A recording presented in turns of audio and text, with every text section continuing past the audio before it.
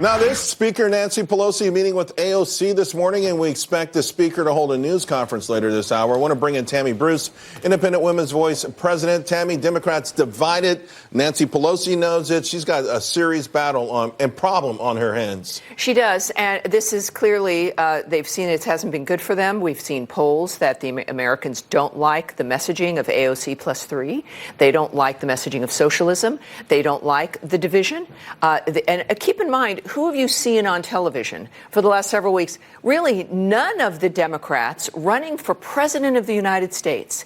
You've seen these individuals arguing for boycotts of Israel or talking about Hitler and Nazis and comparing them to Israel. And in Ms. Ocasio-Cortez's case, you've got her being sort of the facilitator or the leader of this.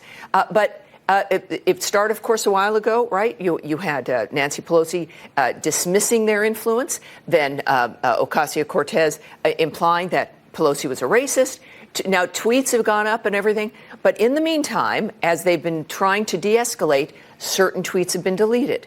And I would suggest that this meeting, we're going to find that Pelosi will try to manage or mitigate or even try to bribe in a way their efforts that have been going on. And so you might see them getting some certain kinds of positions. Well, they got a lot already. I mean, they've got some pretty good positions for freshman lawmakers. Yeah, they should be removed from committees, actually. What do you make, though? Here's what I think is really compelling about this.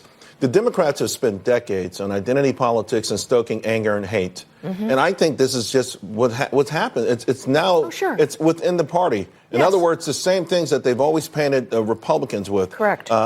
Has come home to roost, and it's a firestorm, and they don't know how to put it out, but they created it. If you want to talk about Frankenstein's monster, they've created this. Right. This is what happens if you create an environment and a strategy to oppress your opponents. You're going to have eventually a generation when that's all you do because you don't have anything else to offer. You're going to be raising a generation that gets inculcated in that and that they see has been successful. So why wouldn't they apply it to their own when it comes to the power that they want?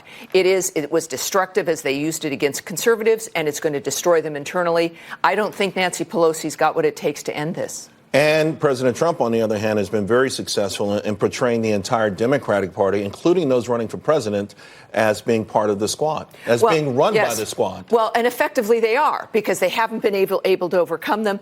All he has to do is point to them. He doesn't need to convince anyone. He just needs to point at them. Yeah. Yeah. Well, and by the way, they're going to stand up and want to be seen anyway. So. Oh, they are. Nothing's going to stop them from what they want to do. That is the Frankenstein's monster. You're right. Tammy, great seeing you. Thank you, sir.